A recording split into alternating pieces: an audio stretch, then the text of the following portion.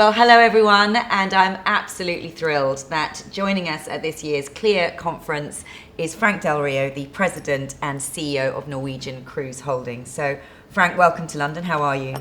I'm terrific, and thank you for having me today. So, Frank, it's fantastic to see you here. Last time we spoke, obviously, it was right in the middle of the pandemic. We're now coming out of things. It's feeling more positive. Perhaps you can just start by telling us to what extent your three fleets are back in operation, the three different brands. As of this morning, we have 26 out of our 28 ships operating, and by May 7th, just a couple of weeks from now, we'll have all 28. So very excited to be back and fully operational.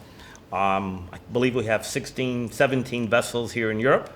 Amazing. Our 7 in Alaska, a couple to Bermuda, of course, Hawaii for us, Miami, the Caribbean.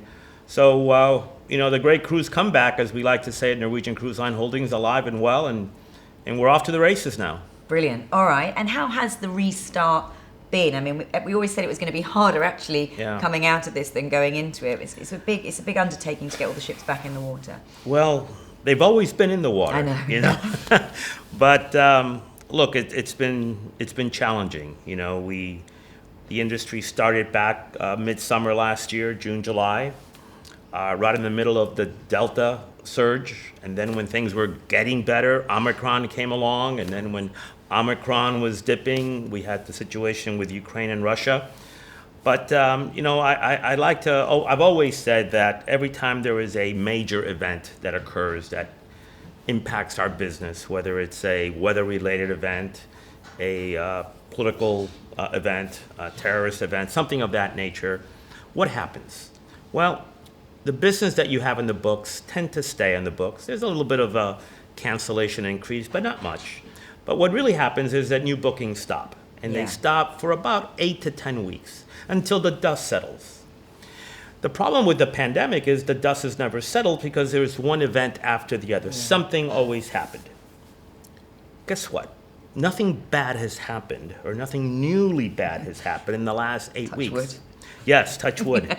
But so we're seeing the beginning of what I like to call the hockey stick, where business really starts to pick up. And I've seen it now in the last 10 days or so. I hope it's not fleeting. I believe it's here to stay. These green shoots are occurring. People do want to come back. And if you look at our forward bookings for the back half of 22, especially in 23, 23 could be the best year in the history of the cruise industry. Wow. And so we'll keep our fingers crossed and hope for the best, but so far it's looking good. Okay. And is that for all markets, or are you seeing some markets coming back stronger? And talk to us about some of the trends that you're seeing. Is it, are people staying closer to home when they're booking, or? No, as you know, if you look at our itineraries, we're far flung. We have 28 ships, 29 this summer with the new Norwegian Prima that we're very excited about. And you've heard me say time and time again that the number one driver of yields is itineraries. Yeah. And a general rule, Lucy, is that the farther the customer travels, the better the yields. And so we believe in exotic itineraries. We believe in bringing the world to our guests. And so we've not changed our itineraries very, very much. We pulled one vessel out of Scandinavia, Baltic this summer for obvious reasons and repositioned her to the Caribbean. But for the most part, our award-winning itineraries are intact across all three brands. Some of our big winners are the most exotic. So, for example, Asia for the winter 22-23, off the charts. Our Really? Japan... Because that's taken longer to come out, to come back, hasn't it, as a destination for people to travel to? And the longer it takes, pent-up demand builds. Okay. So when it actually opens, it's just a burst of energy. And so we're seeing that in our cruises to Japan, Australia, Southeast Asia. So we're very excited about that. South America, a similar situation. Last year people have just been waiting now. They're waiting. They couldn't go, and now they want to go. Yeah. Look, there's no question that the pandemic impacted the short term because we couldn't operate. Yeah, we were talking about this before we started the interview. Governments around the world shut us down.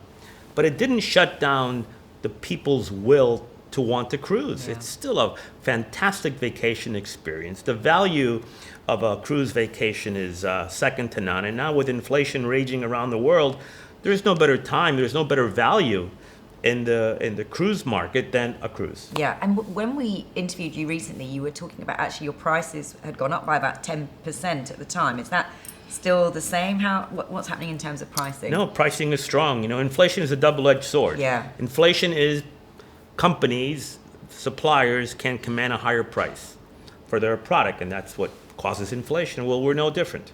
So our costs of fuel have gone up, our cost of consumables and food have gone up, but so have our pricing for the actual product. So from a financial perspective, we've been able to stay ahead of inflation, if you will. Yeah. But still, a cruise vacation is a much better value by, not a little bit, Lucy, by a long shot, Yeah. than a comparable vacation on land. Yeah, I which mean, is something we always used to try and explain, through all these Clia conferences. have for you many booked years. a hotel room lately? I mean, whether it's in the U.S. Yeah. In the past week, I've been in two different cities in Italy, here in London. They're double or more what they were pre-pandemic. There's a side of me that says I wish I can command double the pricing, but Not quite double. But not quite, no. Okay, all right. But in terms of, the trading, and you talked about how you were not going to discount to fill your ships. That's right. So you said it was much more important that you sold at a good rate than getting that occupancy up. So is that something you're sticking by? That is, the answer is yes. Our go-to-market strategy is never a discount to fill, it's market to fill. So we spend tens of millions of dollars, hundreds of millions of dollars, pounds, in advertising and marketing and promotions with our travel agent partners to stimulate demand. We've seen historically what happens when you discount prices to ridiculous levels. And I've seen some ridiculous pricing in the last few months. Yeah. But the last time there was a major event outside of the pandemic was back in the Great Recession time of 08 and 09. Mm-hmm. And then back then, a lot of cruise companies dropped their prices to ridiculous levels. And 10 years later, in 2019, before the pandemic, they still had not reached their pre-Great Recession pricing.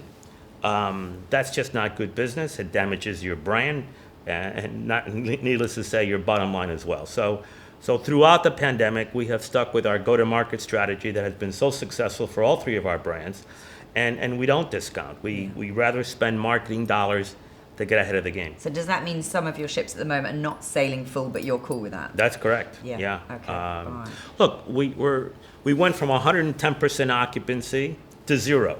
Yeah. So anything's been zero. And the downward is easier than the upward. Yeah. And so we're constantly doing better sequentially each quarter. The load factors improve. And as I said earlier, if the numbers stick, 2023 could be the best year ever. All right, I want to come on to that. But just before we move on from the sort of financial side of things, obviously every travel company, every cruise line took a huge hit, reporting losses. You're not, you're not alone in doing that, but we have reported losses, and obviously you've had to raise a lot of funds. So just give us an idea of where the business is financially and how confident you are. I know you said that you hoped actually, by the end of this year, you might be able to report some better results.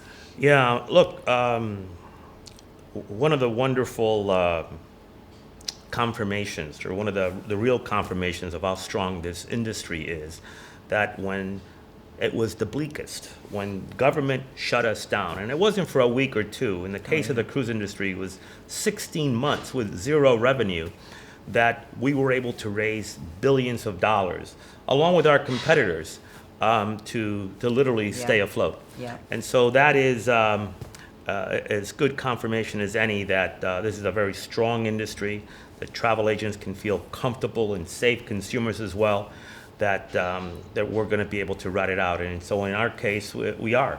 Like I said a minute ago, if these bookings trends that I mentioned to you, and these, by the way, these aren't projections, these are bookings that are real, that people have put money down, 2023 can be a record year.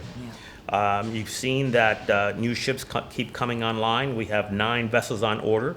One will come online, Norwegian Prima, this coming August. 3 more next year, one for each of our brands. 'Cause I guess they've been a little bit delayed, so they're coming thick and fast now. Well, no, not really. Norwegian Prima is delayed 3 weeks, believe it or not. We ordered her amazing. back in 2017. So for her to be 3 weeks late, I just came from the shipyard. I was in Italy last week. She's looking fantastic. I mean, we threw the kitchen sink at Norwegian Prima. Well, we want to. Maybe we should talk now about her because Yeah. obviously she's the first in a new class. That's right. So we don't know much. Well, you've given us some, whet our appetite a bit. But what can you tell us? You've seen her now. What's so special about Prima? She's a bit smaller than the Breakaway class, isn't she? And one of the norms in the cruise industry is that ships just keep getting bigger and bigger and bigger. And when we ordered Prima, we went the other way. Yeah. We went smaller than our previous Breakaway Plus. And people used to scratch their heads, and why did we do that? And it turned out to be, sometimes it's better to be lucky than good. Because today, people don't want to go on the biggest. Right, yeah. Right? Is that because of the pandemic and they want that little bit more space? I think so. I think we've all been, we have to make some adjustments in our lives and what we perceive to be safe or not. And that's why the luxury space, where you have more room, if you will, on the smaller luxury vessels, is doing so well. Yeah. So we were very pleased, not pleased about the pandemic, but pleased that we were lucky enough to build these smaller vessels. Yeah. Where the standard balcony cabin is the biggest in its class, the restaurant array, the venues. You got to see the new theater. It's something you see in Las Vegas. So it's not your typical theater seating, although we have that. But they move out of the way, and it turns out into a 3-story cube, and you're going to have some great parties there. So the entertainment's going to be fantastic. We have the Donna Summer show that just finished Broadway. The racetrack is just off the charts. I mean, three stories. Yeah. 3 stories. The restaurants we've upgraded, the big elevated. food court Yeah. It's not the food court. We call it Indulge. Oh, the sorry. Indulge Food Hall. Mistake. But it is. Yeah. You're going to go. You're Yeah, going of to see course. it. I'd love to. Yeah. But if you're saying people The don't want to go art on collection. Wait till you see the art collection. She's the first of 6, and so you only get one chance to make a first good impression. Yeah. And we hope we will. I'm sure you will. But when you say people don't want to go on big ships anymore, what does that mean then for the Breakaway Plus class and Epic and you've got some big ships in that fleet? Well, look, they're built, but the future, I believe, will not be in how big can you go. I mean, there was an arms race. Who can build the biggest ship? Yeah. And at least for now, I'm very happy that we didn't build the world's biggest ship. We built human-sized vessels. Vessels that are still affordable, but have the intimacy, have the privacy, have those luxury touches that Norwegian Prima. And by the way, you've been on Norwegian Encore, you've been on Bliss, you've been on Joy. Those are very, very large, small ships. That's how we build them. We want you to feel like you're the only person on board. You're very special. And we've just perfected that art, I think, on Prima. And are you making the Haven bigger on all of these ships We are. as well? Well, bigger and better. Wait till you see Haven. Because that's like a ship within a ship. That's then, right. Isn't it? That's right. Yeah. Yeah. Okay. All right. Well, we mustn't just talk about Norwegian. You've got you mentioned you've got sort of 3 more ships coming the following year. One of them is a Norwegian ship, but you've also got one for Oceania and one for Regent. So Norwegian Prima's sister ship Viva will come in June of 23, but then we have first in its class for Oceania, the Vista, which is a takeoff on the very popular Marina and Riviera, the evolution of Marina and Riviera. And the Dado Studio, who is a boutique designing firm in Miami, has done her from top to bottom, and they're just fantastic. Oceania has a special place in my heart. My family and I and a few friends started her back in 2002, and so we pour our hearts into Oceania, and we love her, and people are just going to love Vista. And then, of course, come December of 23, we launched the 3rd and last of the Explorer series for Regent, Explorer, Splendor, now Grandeur. And each one gets better, the most luxurious cruise ships ever built. Explorer certainly fit that bill. Splendor came and one-upped her, if you will, and now Grandeur will one-up Splendor, I'm sure. Yeah. So we're all excited about Loads. 4 ships coming in the next 18 months or so. And we were just discussing, that means you're going to get a lot of suits, Frank. Yes, because I only buy suits when I launch a new vessel, and it's been over 2 years, and I'm having to wear these tattered threads because I haven't bought a new suit in 2 years. Well, we're going to see you in a whole collection. Whole Your collection. wardrobe is going to be absolutely stunning. All right, brilliant. All right, so just before we move on from new builds, because I do want to talk about that, but you mentioned twice there about the government shutting us down, shutting the industry down, and you know, in a way much harsher on cruise than it was for the rest of the leisure industry. And I know you've spoken out quite a lot about the CDC and you've been quite vocal. So how are you feeling about that now? You put that behind you? I know you were angry at the time. You felt that we've been kind of, or cruise had been sort of singled out a bit. How do you feel now? I haven't forgotten, I haven't forgiven. I think what the CDC did was unconscionable to our industry. I think they were misguided primarily because of what happened early on some vessels that I'd rather not name, but I think you know what I'm talking about. And they took that to be the norm and assumed that all cruise ships suffer from the same fate. And even after we went out of our way to form the Healthy Sail Panel, along with our colleagues at Royal Caribbean, and put forth 72 recommendations, which led any industry, no industry had those protocols. No. Even when we, Norwegian Cruise Line Holdings, were the first to tell the CDC, okay, enough of this BS.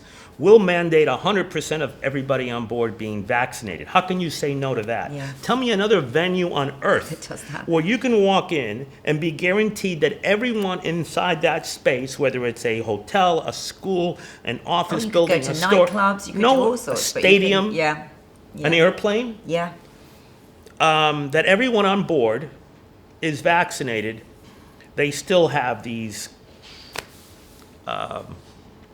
protocols that I believe are cruel and unusual.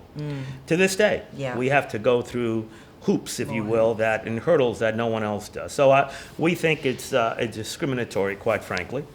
I believe that it was not warranted. We have proven now for almost a year that we've been operating that cruising is as safe or safer than any other venue on earth. And unfortunately, other governments around the world took the cue from the CDC. I think the CDC was sort of the drum that was beating, and everyone jumped into that bandwagon. And hopefully they've learned their lesson, and something like this won't repeat itself. I was going to say, because if we get another Omicron, another variant, do you think the CDC would then take the same action, or do you think they have learned and they would say, no, the cruise industry knows how to handle this, and they'd let you continue? Yes, I think that's what's happened. I think they recognize their mistakes. Of course, they're government, so they'll never admit it. Exactly. But I think that we're well past that. Okay, so we're hopefully not going to have that situation again, and you can continue. And in terms of, you talk about the hoops that you've had to jump, and you are still, as you say, doing more than most other leisure businesses. So will they now stay all these protocols? And some of them have been relaxed, I know, but there's still quite a lot in place to sail. Do you think that's going to be in place for the foreseeable? Well, I think that the latest conversations that we're having with the CDC is they're waiting for this B2A or BA2, I get confused, variant to subside, to peak and subside. And then I think almost coincidentally with the subsiding of that variant will be summer coming along, and we know that summer, everything else being equal, is a better environment for not having a pandemic. So I think that you'll see more relaxations. And quite frankly, I think that the CDC has gone from being the premier public health administration in the world to being something else. And now they're taking their cue from other countries. UK, for example, you've lifted every protocol. and we're here, and we're healthy, and we're happy. And I think that more countries will now be following the UK's lead than the US's lead. The US is a mess. I mean, they flip-flop back and forth. Politics reign supreme. They talk about leading with science. That's dubious. Yeah. There are elections coming up, and so politics has always taken a front seat, it seems, to this pandemic, starting with Trump and then now the Biden administration. Yeah. So they're all guilty of the same, as far as I'm concerned. Okay, all right, you're definitely not going to forgive and forget. Well, good for you. All right, well, clearly, being shut down for so long took its toll. Has what happened stopped your future planning? I know we've got the 9 ships that you've got coming, but they were already ordered. So Yeah. have you started thinking about beyond those 9 ships and what will happen, because... I haven't taken delivery of the first one, I know, and you're already asking me about... Of but course no, I look, am, yeah. Well, especially if you're saying 23 could be a record year, maybe Yeah. the years beyond that. So in our case, we have vessels coming online, brand new vessels through 2027. Yeah. But and I just came from the shipyard, as I mentioned a moment ago. No cruise company has placed any significant order in over 2 years. Yeah. So the pipeline is still full, but at some time in the future, It's going to be a gap. it's going to be a gap. Yeah. And we saw that gap back in 2003, 2004. We saw it again in 2010, 11. So I think there has been a slowdown, if you will, in thinking ahead. Yeah. I spoke to Jason Liberty of Royal a couple of weeks ago, and he was saying that he thought maybe this year, as long as he sees things, a bit like your hockey stick, as long as it keeps going up, then he might feel confident by the end of this year to sort of make decisions. What about you? Yeah, I think that's about right, whether it's end of this year, early next year. Again, if you look at our order book goes further out into the future than just about anybody else's. So I'm in no rush to have to order new vessels for delivery in 26 or 20. I already have those covered. Yeah. But at some point, I got to start thinking about 2028 and 2029, which seems like, millennium from now. But it's around the corner, and you think that from the moment you start thinking of a new vessel or a new concept to the time you cut the ribbon, if you will, it's probably a 4 to 5 year. Yeah. So it's 22 plus 5 years is 27. I'm okay. Okay. So but by next year, I can start really maybe hassling you. you'll start seeing something. Yeah. Okay, all right, very exciting. All right, let's talk a little bit about this prediction that 2023 is going to be huge. Clearly, you're saying that off the back of forward bookings that you're saying are actual, they're real, people putting money down.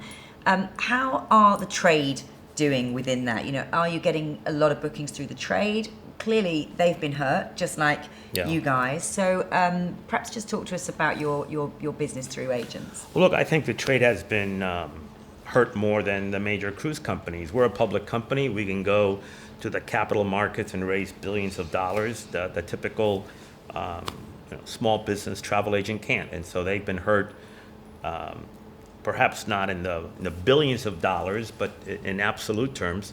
In relative terms, they've been hurt more than big business. And so our heart goes out to them. We've done everything we can to assist them.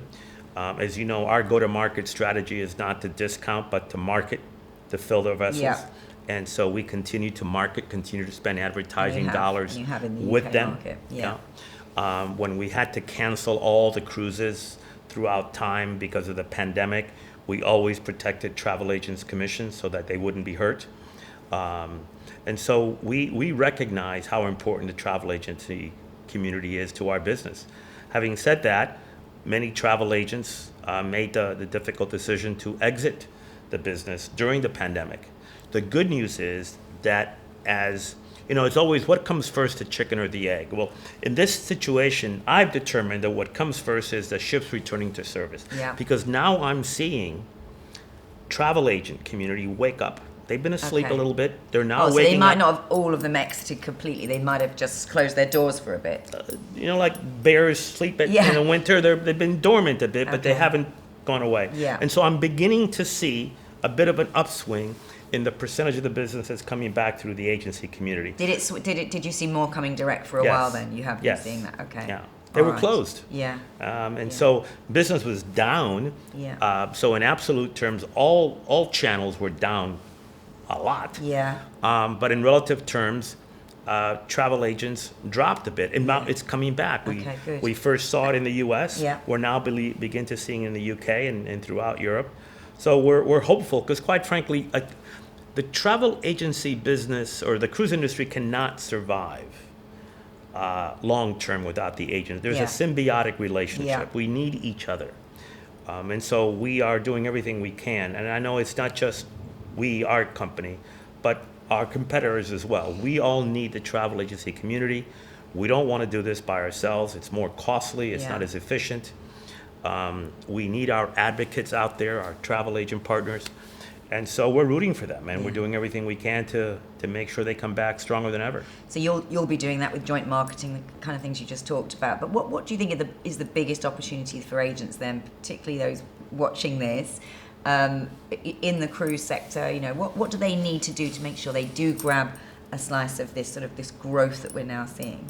Well, there's pent-up demand. Yeah. We've seen all this pent-up demand. The bookings are there. People want to come back. They need to be out there. They need to be socializing. I think they need to adapt or adopt technology more than Right. they have been. Everything now goes through the damn web, right? I mean, we sit home and we order everything under the sun, and it arrives at our doorsteps. And so consumers now are so well trained to use that device in their hands. And agents need to be there. They Yeah. need to be on the World Wide Web. You need to build your own websites. You need to have your own booking engines if you can. In essence, mirror a lot of the things that the cruise industry has done, Yeah. so that the customer goes to them first. Just like in the old days, they would walk into a brick and mortar. And do they need like a really all singing and dancing website? Because No, nobody I mean, needs some that. haven't got one at all, probably. Yeah. But I think most will have one. But does it need to be fully bookable, or you know? No, look, you have to start somewhere. Yeah. Start with social media. It's literally free. Yeah. Get the word out there. Stay in contact with your former customers through social media. Direct mail works. I know that if an agent wants help, all the cruise companies are there to help Yeah, them. they will. Reach to their customers. Yeah. And success breeds success. Just getting that flywheel going, just getting momentum back. In my company, we talk about getting momentum back. And as I said earlier, I'm seeing really a good spike in momentum. Yeah, I think the problem here, and I imagine it's the same in the US, but you'll be able to let me know, but we have lost some talent from the industry. So some companies may have been sleeping and hibernating, like you say, but they're coming back with just very skeleton staff, and they're trying to recruit, but they're struggling to find the right kind of people, or people who've got great cruise knowledge, but they've left the industry. Yeah. So there's a big recruitment issue, and there's a big training issue. Is that something that you are seeing as well? I think we see that throughout society. I don't know where all these people have gone to. Maybe they've all retired or they're at the beach, but you know that the airlines need 15,000 new pilots every year for the next 7 years, and they're really, really worried where these pilots going to come from. I know that hoteliers are closing entire floors of their hotels because they can't find, people to work. Restaurants are closing for lunch and breakfast and only open for dinner in many cases because they can't find staff. So the hospitality industry took it in the chin more than any other industry. And within hospitality, the cruise space took it the hardest because government shut us down. Yeah. Government didn't shut down hotels or pubs or lounges or bars for that period of time. It was more localized, and it might be 2 weeks or something. And so a lot of folks exited the industry because they needed to make a living.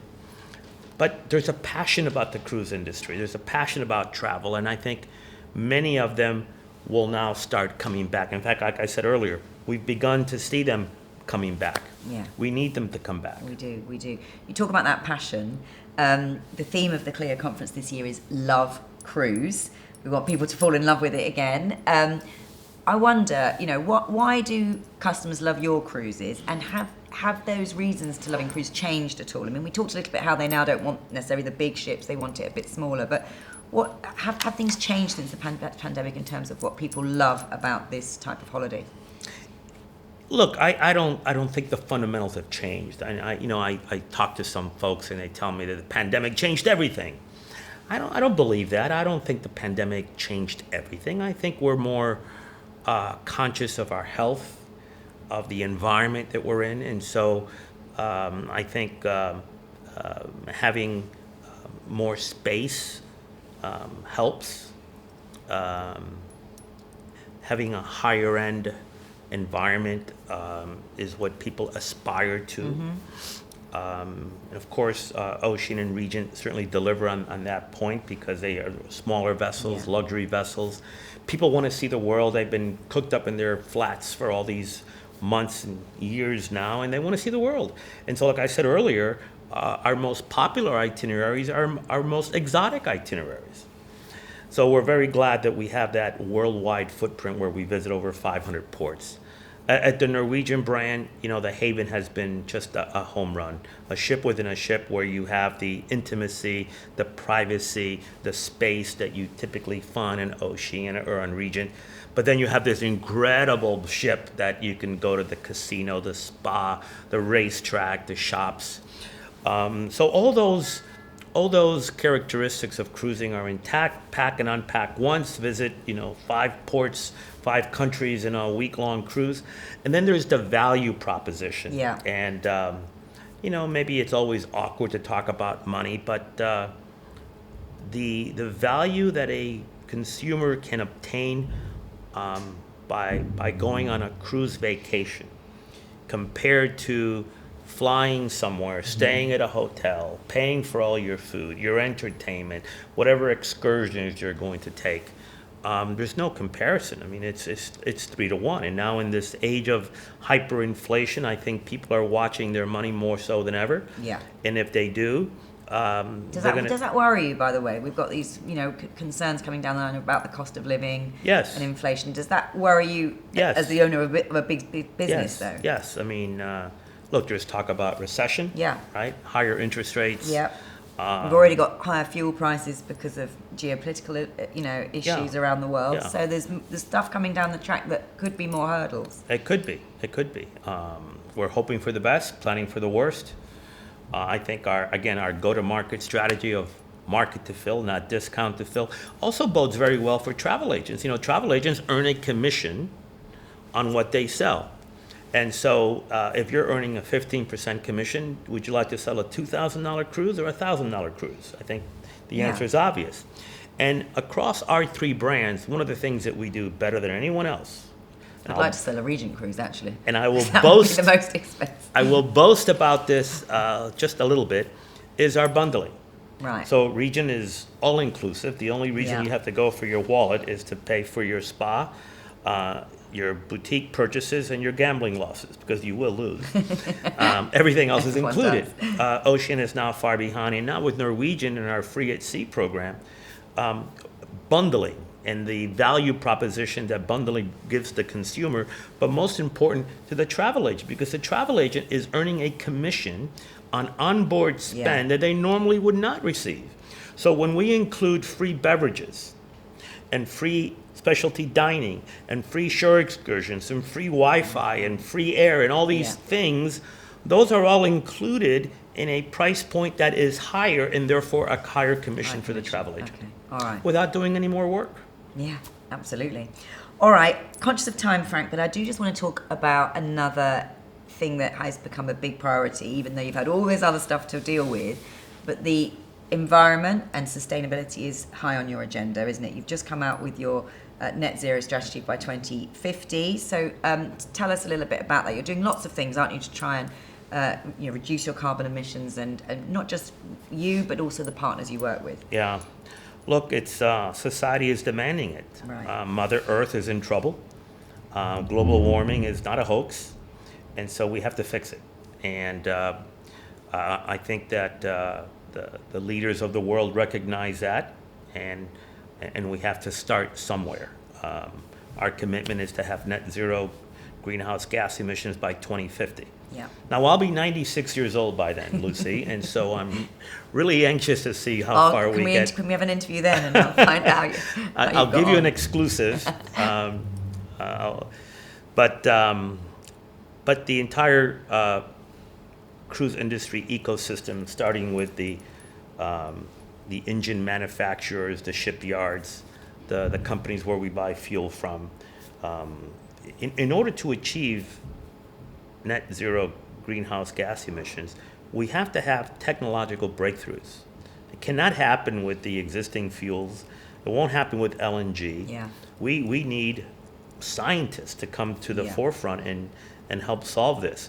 We, of course, will do, we will follow in that lead as soon as those fuels are available, even if they're more expensive. And what does that need then? More investments from governments to fund that kind of research? I think because so. It's a long, well, we don't know. They might be on the verge of a breakthrough as we speak, Yeah. But at the moment it feels like that's the key thing, Well, and we're not there yet. I think it's public-private partnerships. Yeah. I know that, we contribute funds to different organizations Right. that are looking into this. I know Clia does as well. We're looking at doing more, the cruise ecosystem. Yeah. So ultimately, I think it has to be a combination of government and private enterprise. Fine. Yeah. But look, even this is all encompassing, because even when we talk about shore power, Yeah. if that power that we're hooking into is being delivered by a coal-fired plant somewhere in the, Yeah. that is not good. No. And so you got to get to the root cause of where the pollution's coming from. Yeah. If all we do is plug in to shore power, but that power is coming in from a polluter, we're facilitating Yeah, as opposed yeah. to helping. Yeah. And so this has to be an all-encompassing effort by industry, across the supply chain, by government.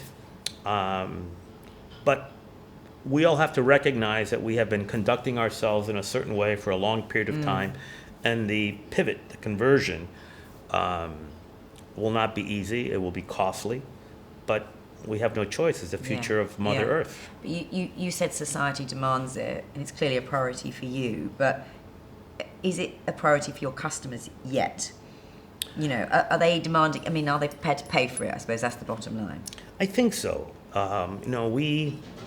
We see that our investor base is very much keen to this. And you say, well, Frank, but those are big companies. But whose money are they investing? They're investing your money and his money and her. Yeah. So it's a ground up effort. Right. But I do believe society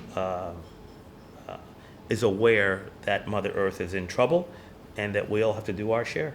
Yeah, because as you say, it's costly to make all these changes, and then presumably that will mean prices will go up, but you're saying that you think customers will. Yeah, and it's stomach that. groundswell. I think it's part of, educating future generations. My grandkids are learning about, these kinds of things in school Oh, the now. pressure from your kids is greater. That's right. Yeah. I mean, we were the first cruise line to eliminate single-use plastics. There's no plastic water bottles. There's no plastic stirrers. Yeah. And so we're doing everything that we possibly can within the limits of today's technology. Yeah. All right. I think we're almost at time, but as I said, just to revisit that theme of Love Cruise, what is it that you love about cruise, both working in the industry and the cruise as a vacation? Well, I can't believe I get paid to actually work in this industry. It's so much fun. Not the last 2 years, I imagine. That's No, not been as much fun. The last 2 years were challenging. Yeah. And it was a matter of, you never ever give up, and we never did. We knew we were going to come back, and we weren't going to let this little virus get in the way. But it is such a fun business. Last week, as I mentioned, I was in Italy visiting 2 of our 3 shipyards where we're building these incredible vessels. Norwegian Prima is $1 billion plus ship. And I get to pick artworks, and I get to pick furniture, and I get to pick themes of restaurants. You've not got anything named, not got a room named after you yet? No, I wouldn't do that. That's presumptuous of me. No. Not even a drink. Like a will be bar, named. maybe Del Rio's. No. No. Much more low key than Okay, that. fair enough. But it's so much fun. The week before that, I was working on menus for the new restaurants and itineraries. So I get to work. So you're with really hands-on, aren't you? Yeah. Someone's got to do it. You've got a great team of people. But in terms of, so that's the work part of it. Yeah. It's just it's so diverse. Yeah. Every day is a new day. And, Yeah. And I have 5 grandchildren now, from 16 to 3, and there's no more fun than going on a Norwegian vessel. We stay at the Haven, and after breakfast we go up to the racetrack and we race. Brilliant. I still haven't beaten the other 2 grandkids, but I think it's weight. I think I have the fastest car, but somehow it drags me down. Oh, but, wow. You've got time to do a little bit of exercise before Prima. Well, I got to buy a new suit. And so you got to buy a maybe, new suit. So maybe I'll do that. All right. So maybe I'll take you on the racetrack as well in August. All right. Well, listen, it's an absolute pleasure to talk to you. Frank, we're so grateful for your time. Thank you, Lucy. So much.